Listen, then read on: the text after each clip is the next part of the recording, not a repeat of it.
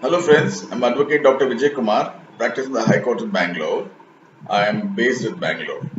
Today I'm going to talk about a very important topic in which the Supreme Court has expressed shock and awe.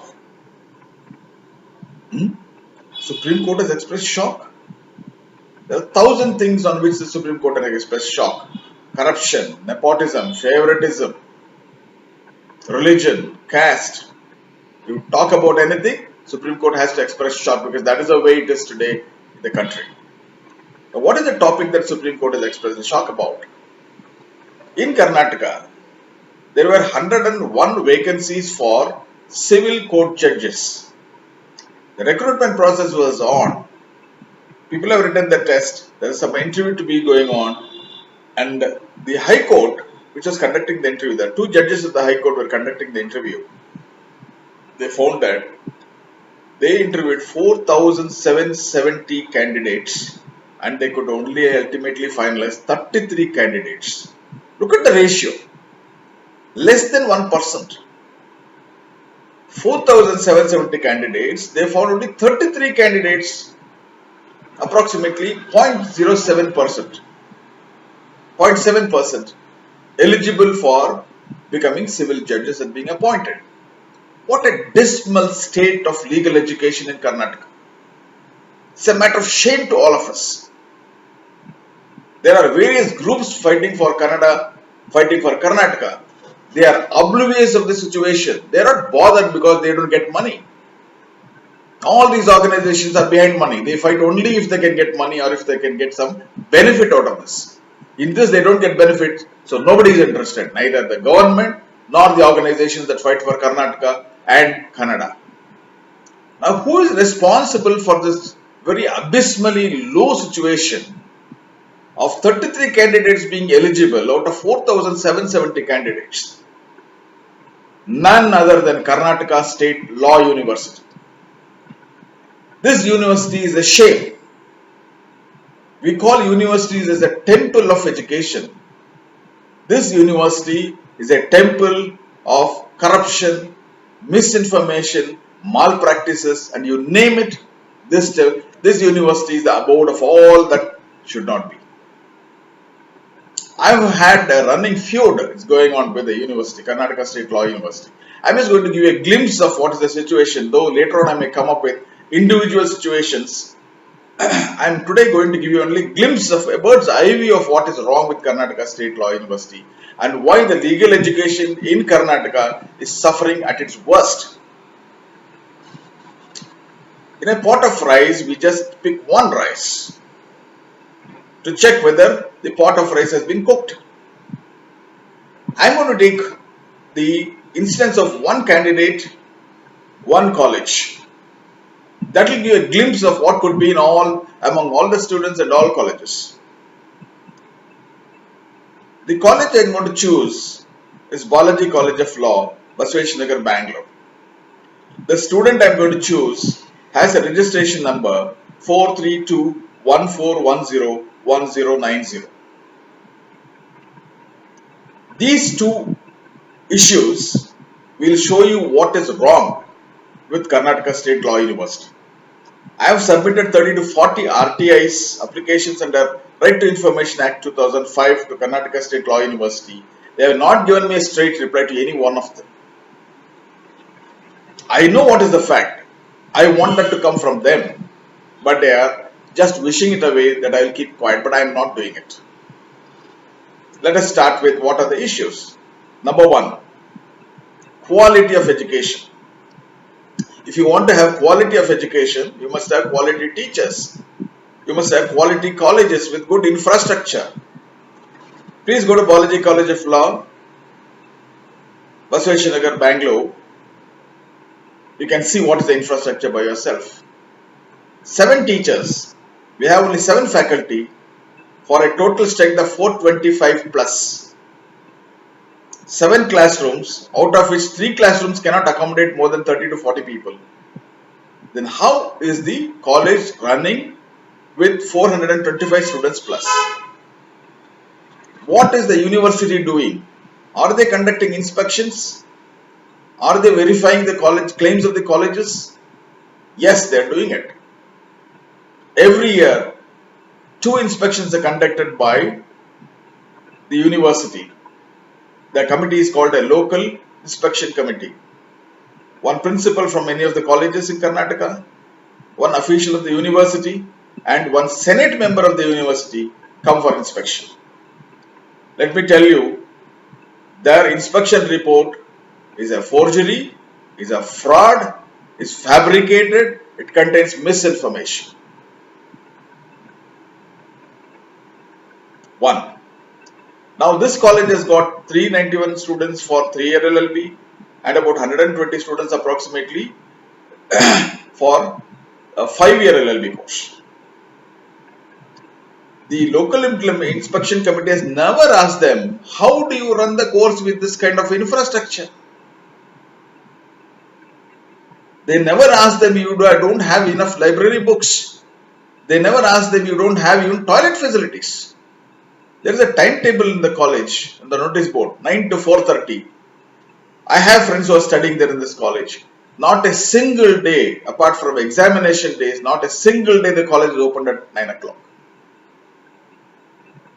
Does the university not know about this? They know.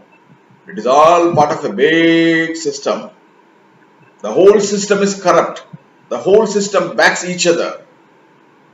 There is cohesion among them. There is cooperation among them. There is coordination among all the people involved. With 7 faculty, how do you run this kind of a college?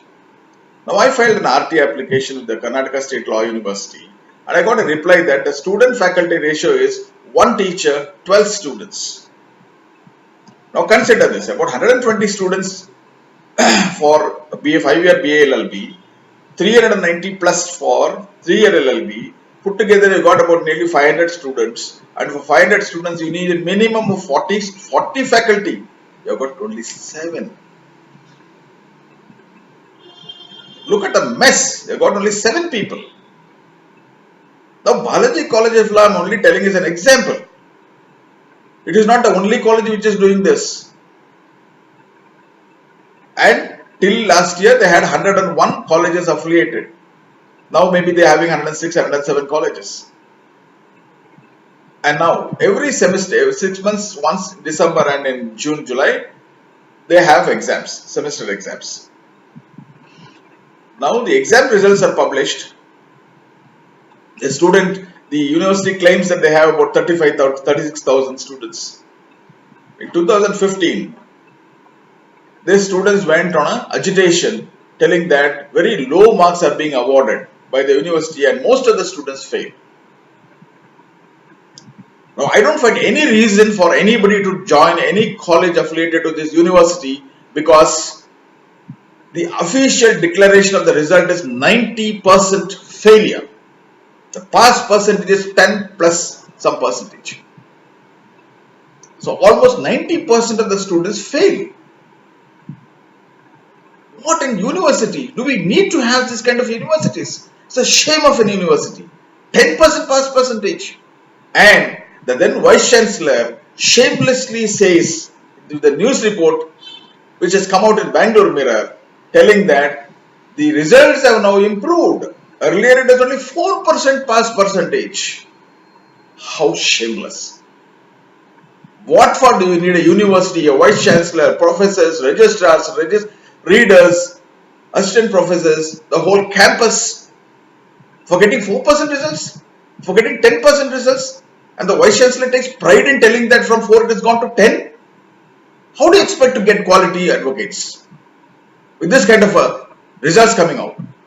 This is not the only thing, this is the beginning of the fraud that happens subsequently.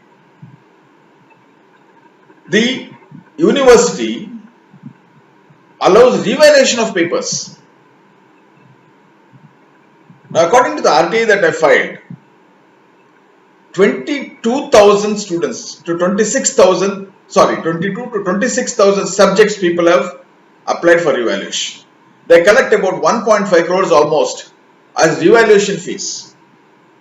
How many people pass after revaluation? Hardly the same 10%. And now comes the crux of the issue. A person who had 0 marks gets 40 after evaluation.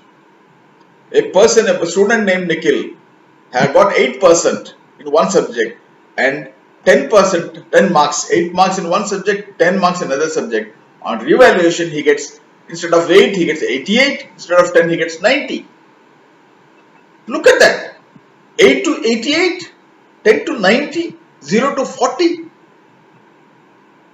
Who is wrong now? One who gave 40 or one who gave 0? What kind of an evaluation is this? How can you accept that kind of an evaluation from an university? And they have one more. Challenge revaluation. Challenge valuation they call it. What is challenge valuation? You pay 2,100 rupees for it. For revaluation it is 500. So in challenge valuation, you pay 2,100. They have the entire control with them. But even if you get 1 mark more, they'll refund $1,000 rupees to you. Look at the stupidity of this. It's a money-making exercise. They're fleecing the students. How many students are capable of paying 2,500 or 2,100 rupees for each subject? Even if it is 500, out of 6 papers, normally at least 2 papers the people fail. And I have to shell out 1,000 rupees every semester extra for this, and there is no guarantee that I will pass. Does the university think that all Kannadigas are stupid idiots, not capable of scoring marks? Otherwise, how is that everybody gets only around 40? From 0 to 40, 10 to 40, 11 to 40, 18 to 40, 7 to 40, 2 to 40, 30 to 40. One strange thing what I noticed is, above 33 there is no mark. Above 33, nobody scores. Nobody scores 34, 35, 36. Doesn't it look stage managed? This is what is happening in the university. Challenge valuation, again, this is the same problem. So the students went on agitation telling that it is a money-making exercise by the university. To be frank, I don't have any doubt about this. It is a money-making exercise. The Vice Chancellor, commented, we bring evaluators who are faculty in different colleges, we bring them to Hubli for evaluating the papers of the students. They are the same faculty who teach them there, the same faculty evaluates the papers, so university has nothing to do with this. Now I have got a question to the university. We have project reports being prepared from 3rd semester onwards. We have 1 or 2 projects going on. That project is being evaluated by the same faculty, college faculty. People get 70, 80, 90 marks in the project report. Why is that only for the theory paper? The university claims that the faculty does not give marks. This is one thing. Now, university has got autonomous colleges. JSS College of Law is one such autonomous college. The average there in the autonomous college is about 85 to 90%. How is that? The average in KSLU, if at all you are among the 10% that have fortunately passed, your average mark is between 40 to 45. Whereas autonomous colleges, the average mark is around 85 to 90%. How is that? So I checked up with one of the students who studies in JSS College of Law. I met her in the High Court when I was there, and she had come to prepare a project report to observe the court proceedings and give a project report. So I asked her, how do you manage? Because the university gives a low mark. She said, no sir, my average is 92%. I was shocked.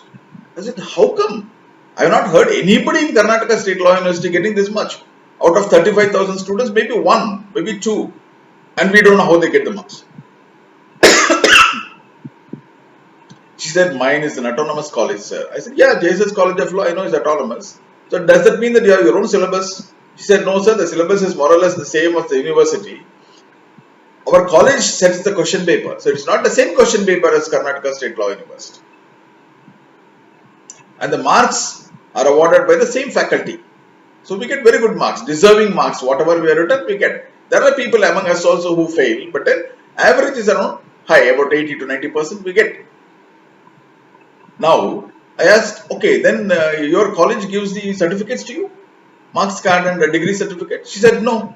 The mark list is sent to KSLU.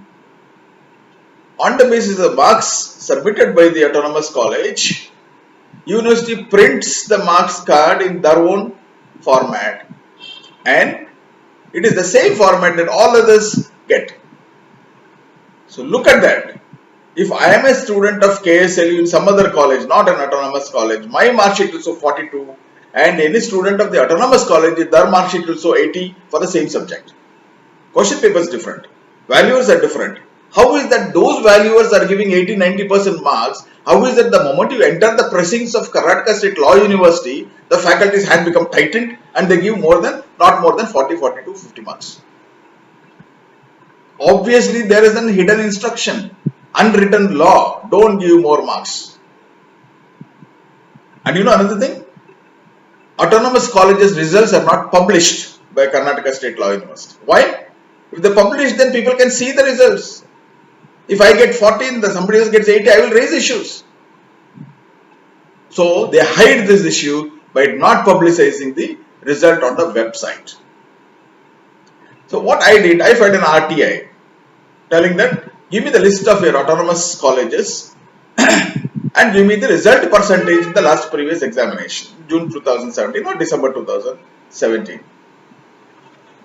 Even though it is now 4-5 months since I said that, they have not given me any reply for this. Filed an appeal, no reply. It is like a stone thrown into the well. It settles down. That's it. Because they know that if they give the reply to me, it will open a Pandora's box. This is one issue. Now I'll go to one instance. Like I said, the student with the registration number 43214101090, June 2014 batch. Now, who forms the rules and regulations for legal education in the entire country? The Bar Council of India. Who gives the license to run the university? University Grants Commission. Who sets up the benchmarks for running this university? Bar Council of India. To a certain extent, as far as legal education is concerned, administration wise maybe University Grants Commission. It's a different matter that several of my RTAs to Bar Council of India was like a stone in the well. Nothing happened. Bar Council of India does not bother about the law of the country. And they are supposed to oversee Karnataka State Law University. So if Karnataka State Law University is running amok, who is responsible for that? Bar Council of India. And the next is University Grants Commission. And yet another joke. The National NAAC, National Association for Accreditation, has given A grade for KSLU. For an university where the pass percentage has gone up from 4% to 10%, a great achievement, they get A grade. The whole system is a mockery. Nothing functions in the whole system except corruption, misinformation, misguidance, malpractices. This is what it is. Now regarding the particular student I was telling you, he has studied got his BA degree from Karnataka State Open University. He had not done his PU. He has done only his 2-year ITA course. According to the rules of the BCI, according to the judgment given in the High Court of Bangalore, Deepika Bhatt versus Union of India, the court has very clearly mentioned that the Bar Council Education Rules Section 8 is the prime section which decides on the parameters for admission to LL.B course or to 5-year BA LL.B course. They do have different BCom LL.B, BA LL.B, BA LL.B minor and major system, then you got BBM LL.B. This is different combination. Okay, so 5-year LL.B, 3-year LL.B in general. According to Bar Council of India, 10 plus 2 plus 3 is the system for admission. All these must be regular courses. So if you do an open university course, you are not eligible for admission. For going for PU, you must have passed 10th standard. So for PU, 10 standard is the basic requirement. For going for a degree, you should have completed PUC. So PUC becomes a basic requirement for a degree. And for doing LL.B, you need to have a basic degree. So degree becomes the basic education qualification required for LL.B. So if you want to join LL.B, you must have completed 10 plus or PUC or plus 2 in a regular college, degree in a regular college. Now this particular student, a student of Balaji College of Law, got his registration number as 1090 for the year 2014. His name starts with the letter D. So for the person with the letter D, it should have started, the registration number should have been somewhere around 20 to 30.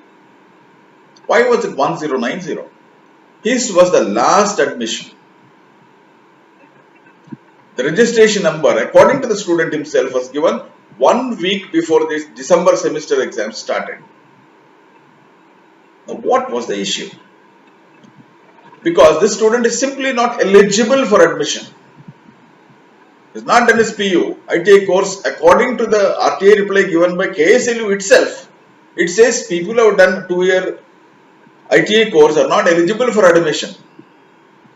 But they have admitted. People who have done open university are not eligible, but they have admitted this student. So there was a dispute probably. And the issue dragged on. The college is not willing, according to the student, he asked for a refund of the fees if this admission is not done, but the college did not want to let go of the admission fees. So the management of the college went to the university, pacified the university, and I do not know for what reason the KSLU allowed itself to be pacified against the rules set by the High Court, the Supreme Court, the Bar Council of India, and admitted a person who was not worthy of admission. Obviously, there must have been extraneous considerations. Otherwise, why will the university go out of the way for one particular student? And this particular student, he will fail in 1 or 2 subjects. He will apply for revaluation. Every time, he will get through his revaluation. Whereas, some of the other students have told me that they have applied 7-8 times for writing the same exam. They continue to keep failed. The university manages to fail them every time. And they are not idiots. Not everybody is an idiot. In a class of 60, yes, possibly 2 to 3 of them may be people are not interested in education, not bothered about it. Idiots, yes. But then you can't expect that out of 60, 54 are idiots. Incidentally, for Balaji College of Law, the pass percentage is 90, fail percentage is 97%. The average is 94%. I'm sorry, 95%. When you take all the semesters together. In the analysis that I did for June 17 examination, for the first semester, it was 97%. For third semester, 97%. And for the fifth semester, it was 95%. Why should somebody study in these colleges? Why is the university allowing this college to continue or such colleges to continue? Because this college is not alone. It's a reflection of all other colleges. It so happens that I know about Balaji College of Law. Doesn't mean that all other colleges are paragons of virtue, temples of education. Definitely not. So let us come back to the student. 6th semester, taxation paper. When the results were published in July, it said he had failed. So he applied for evaluation. Results were declared on 5th of October. According to the website, he has failed again. University has got 2 systems. One is individual results you can take by putting a registration number, or you can go for a college-wise registration, which you put the college code number, you will get the result for all the students. Now, this particular student, the procedure for the university, when you finish your exams, 6th semester exams, you have to take the printout of the 6th semester, take it to your college, get it attested by the college, apply for a pass certificate. You have to figure DD of 120 rupees along with the application. apply for your provisional degree certificate, same process, another application, another 120 rupees draft, send this to the university or go in person to the university, then they will give you the pass certificate and the provisional degree certificate. When the results are showing fail, how did this particular student know that he has passed? Who told him so? How did the college attest a non-existent non-existent result sheet? How did they attest it and give it to him? From where did he get the results? Surprising, but it happened. So this guy sought my help. I didn't know all this earlier. Sought my help to go to Karnataka State Bar Council and register himself as an advocate because I had already done it. So I said, you know the process, sir, so I would like to take your help. I went along with him. He submitted the application form. Along with this, he also gave his PUC certificate, his degree certificate, his LL.B certificates, his LL.B provisional degree certificate, all this put together, he submitted the application. The staff at KSBC Bar Council, when they went through the PUC certificate, they said this is doubtful. So immediately this guy got a little annoyed, worried. Sir, what sir, how can you say it's doubtful?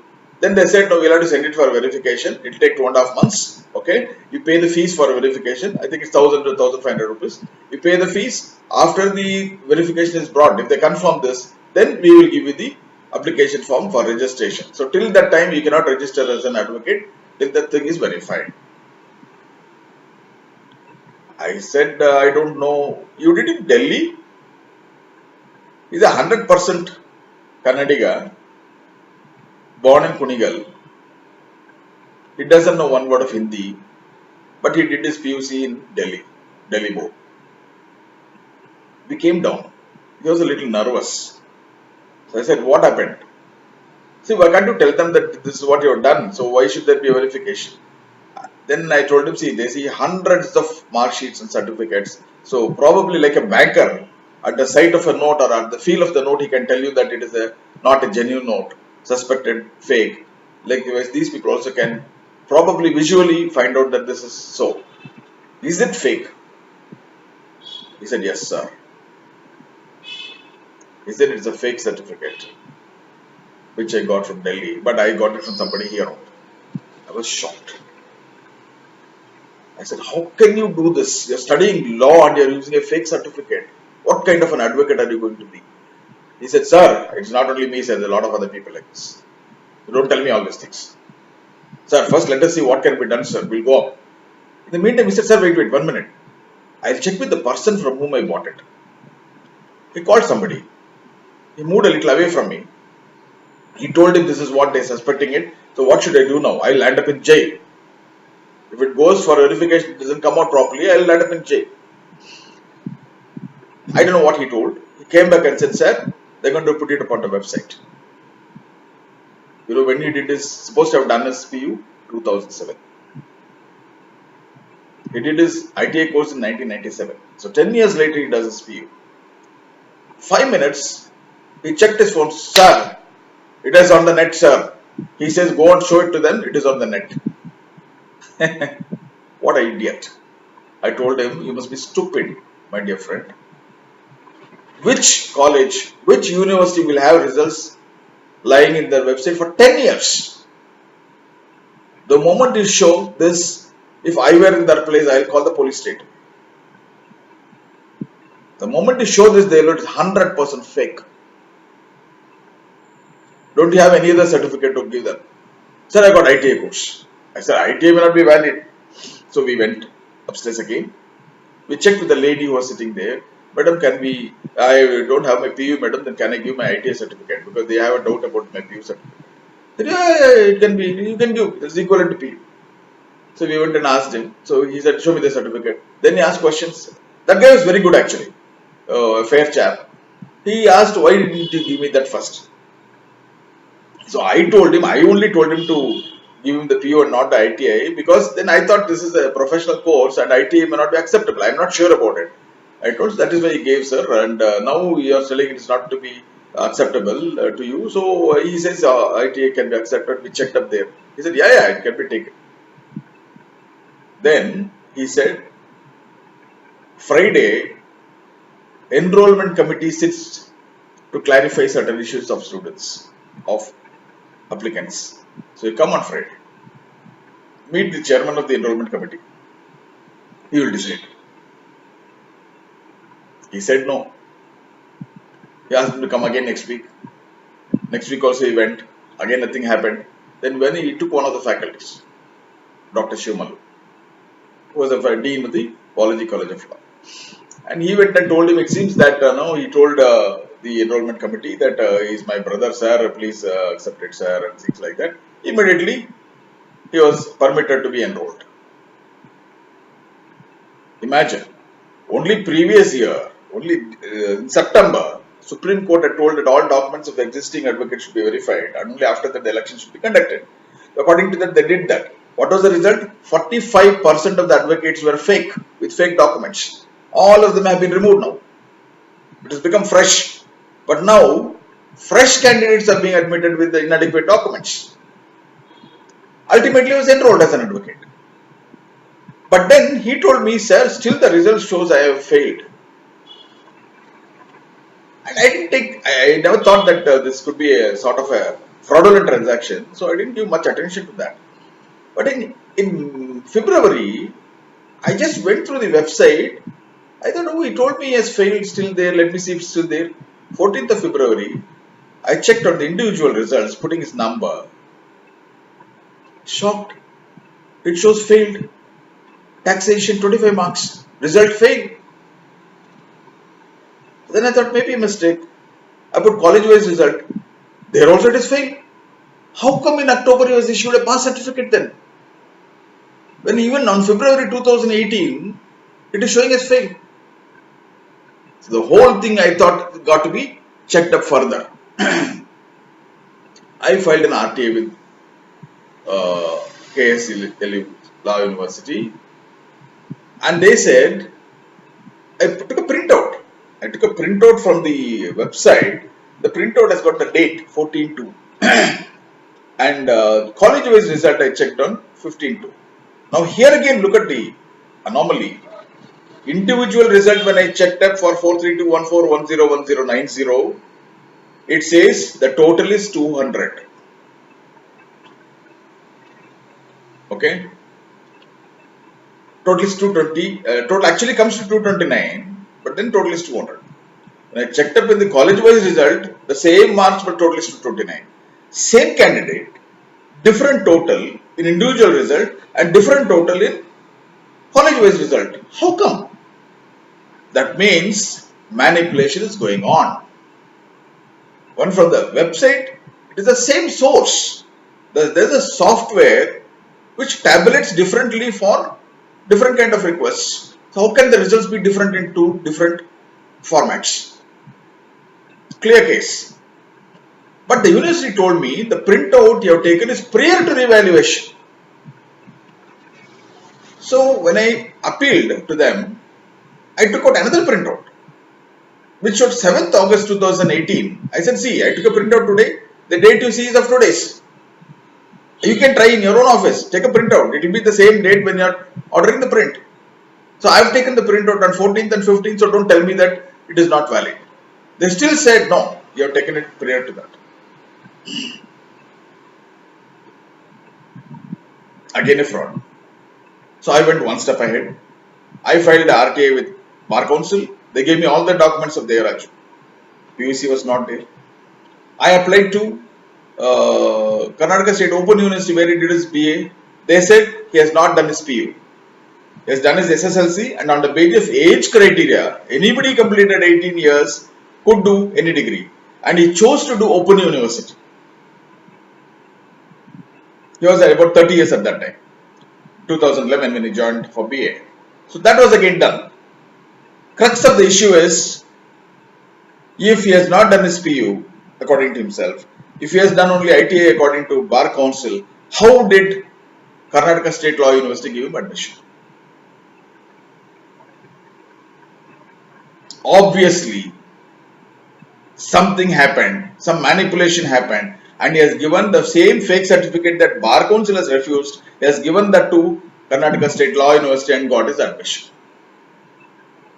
That is why the delay was there, because negotiations are going on. So finally he got it 1 week before the start of the first semester.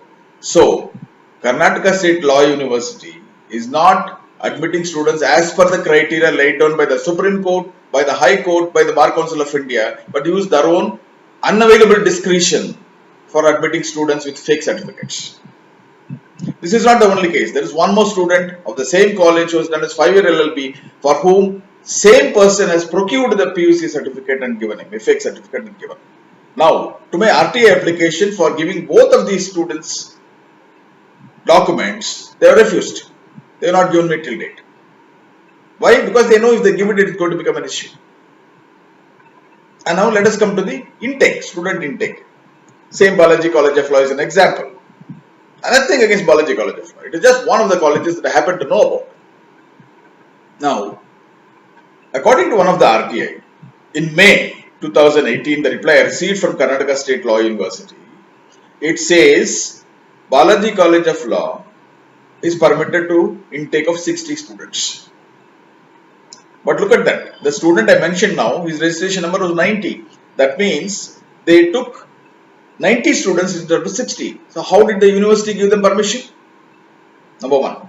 Number two, next year, 2015, 111 students were admitted. In 2017, 157 students were admitted. How come? Another fraud.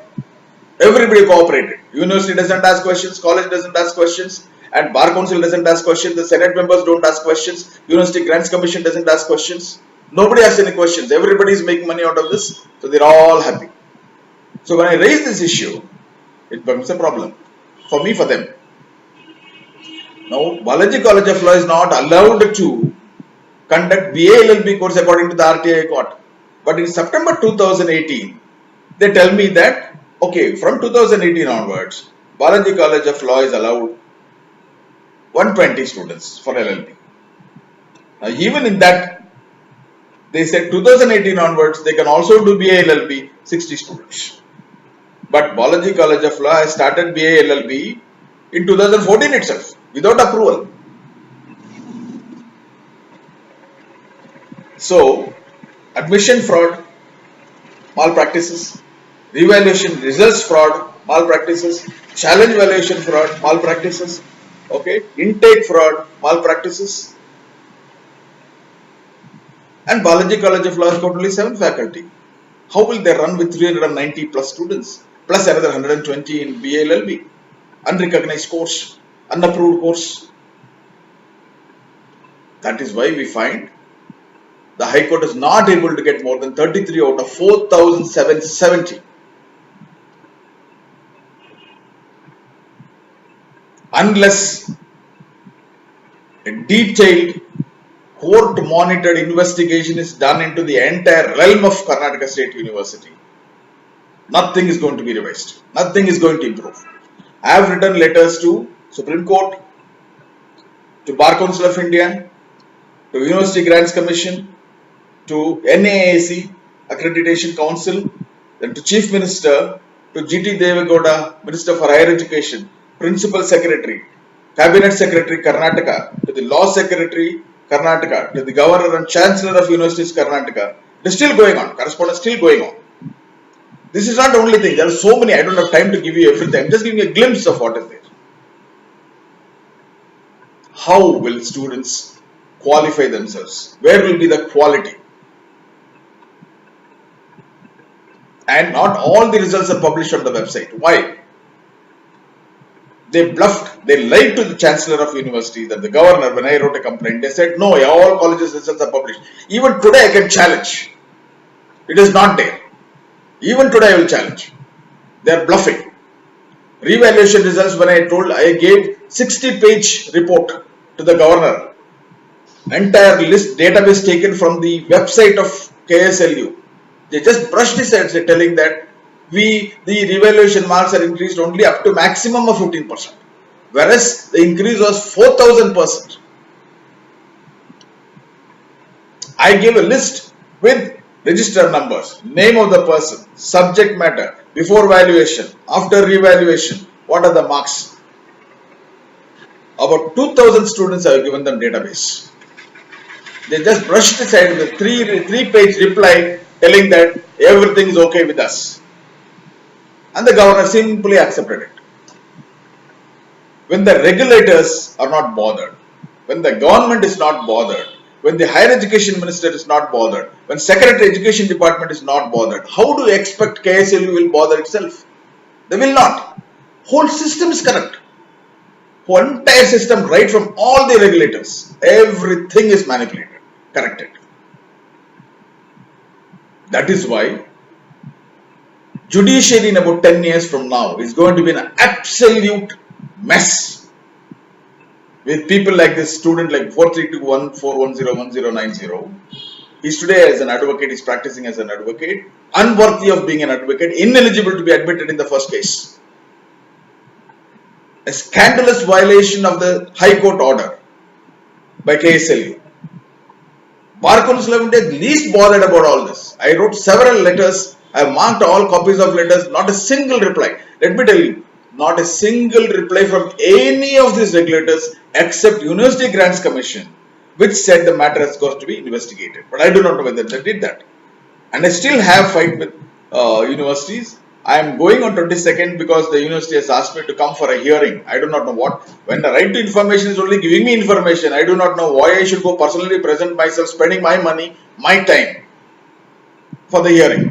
They want to harass me by forcing me to come there every now and then for appeal. But I decided I will go. Let me see what's going to happen. Of course, in every one of my letters, I have told them that if the matter is not resolved as per law and as per equitable justice, I will take the matter to the High Court.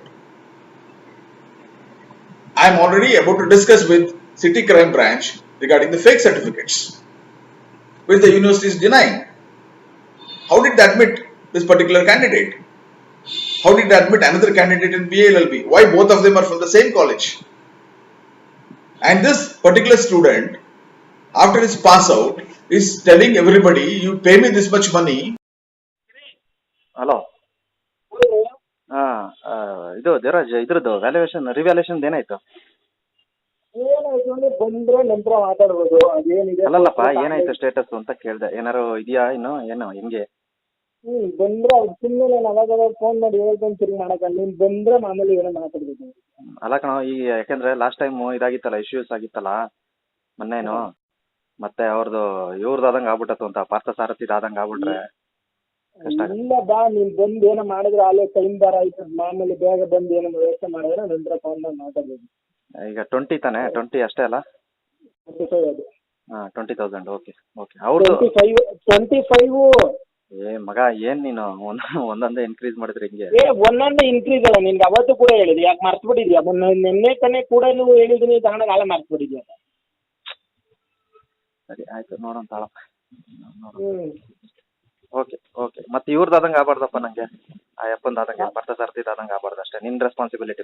ನೀನ್ ಇನ್ನ time ಇಟ್ಕೊಂಡ, ನೀನ್ ಇನ್ನು ಹೋದ್ ವಾರನೇ ಬರ್ತೀನಿ ಅಂತ ಹೋದಂತ ಇವತ್ತು ಮಾಡ್ತಾ ಇದೀಯಾ?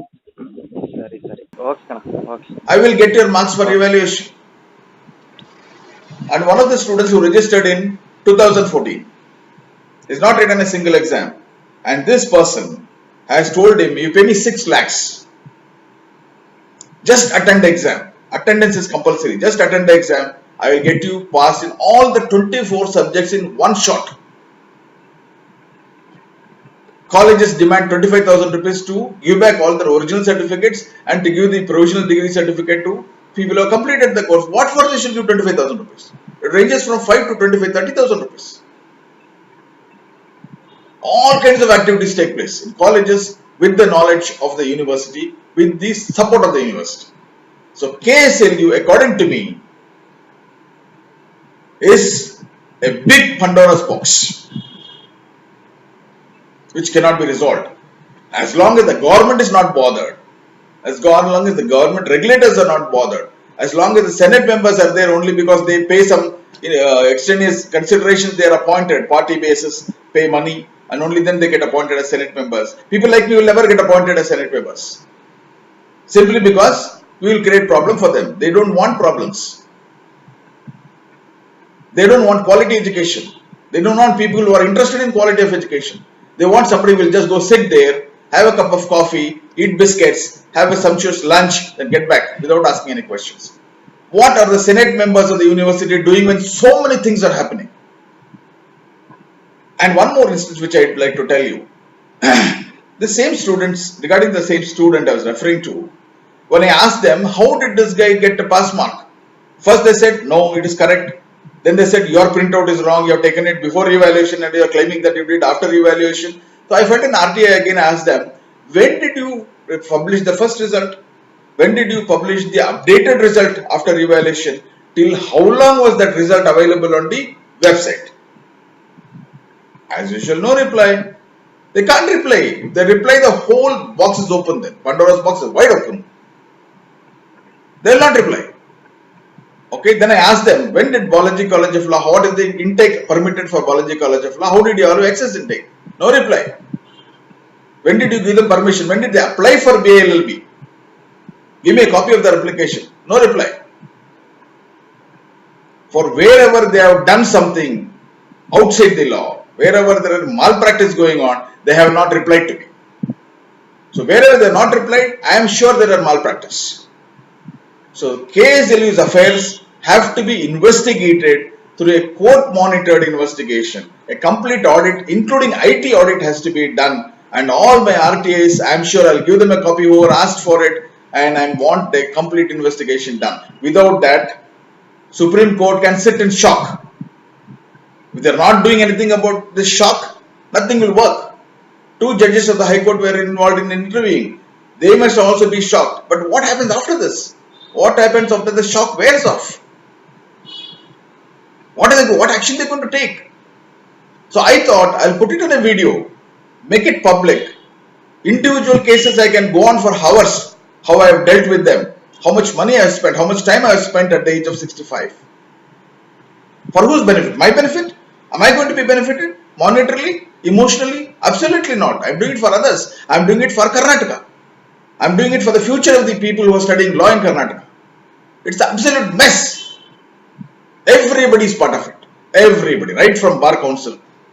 Everybody is part of it. So my dear friends, this is one word of caution to people who want to do law in Karnataka. Please don't do it. If you want a good future, don't do law in Karnataka State Law University. Maybe you can go through JSS College of Law or autonomous colleges where you will get good marks. Now imagine the situation. The company applies for a post of a legal officer. Somebody from Karnataka goes there, 40 marks, 43 marks, all 6 subjects, 40, 40, 41, 42.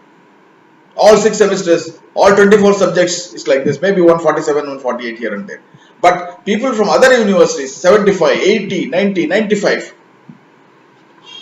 How will the applicant from Karnataka look? Dumb, stupid, idiot. Only 40 marks, average, below average. He'll be kicked out of the interview hall. Is this what Karnataka State Law University wants? Is this what the Chief Minister wants? Insult to Karnataka's legal students? I hope, with the Supreme Court expressing shock and awe on the inability of 4,770 students, you cannot recruit 101 people. It must come as the beginning of a total, complete, absolute, court-monitored investigation into the affairs of Karnataka State Law University. I am preparing a report, complete report, to submit it to Supreme Court of India, High Courts, Bar Council of India, Chief Minister, Deve Gowda, my Higher Education Minister, University Grants Commission, National Accreditation Council, and let me see who is going to do what. Because I have been sending to all of them. Nobody has bothered, except one letter I received from, one email I received from University Grants Commission, telling that in the case of the student, when he has been declared failed but he has got a pass certificate, the state investigation has to be done. But I don't know what happened after that. And the last, about 15 days ago, I got a mail from Chief Minister's office telling that directing Higher Education Minister to conduct an investigation and submit a report within 1 month.